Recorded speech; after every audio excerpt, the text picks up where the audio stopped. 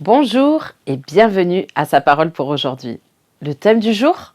Vos enfants sont comme des flèches.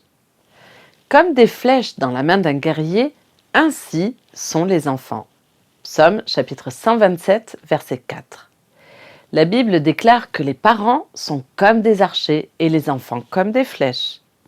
Enfants, en tant qu'archers, votre responsabilité est de, premièrement, les protéger dans le carquois, votre famille, votre maison.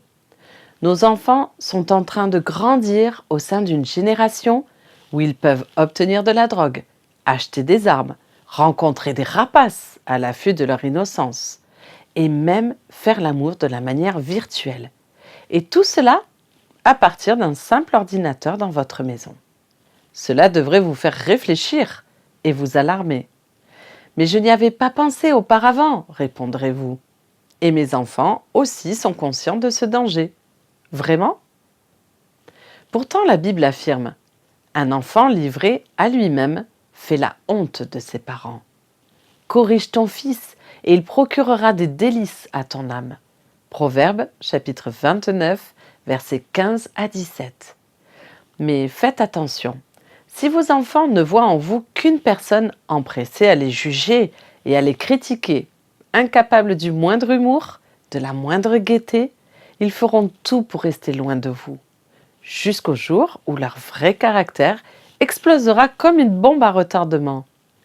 Créez une atmosphère où ils pourront poser librement des questions, recevoir des réponses sensées et former en eux des valeurs qui les accompagneront le reste de leur vie.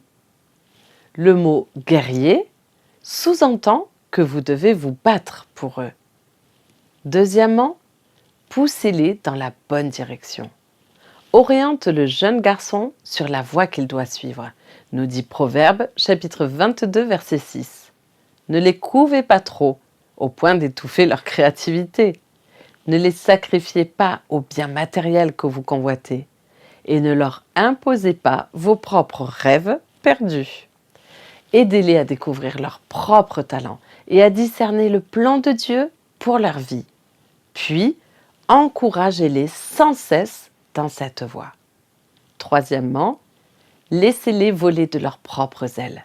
Ce ne sera pas trop difficile si vous leur avez enseigné la vérité, si vous continuez à prier pour eux et si vous savez qu'ils sont sous la protection divine. Amen.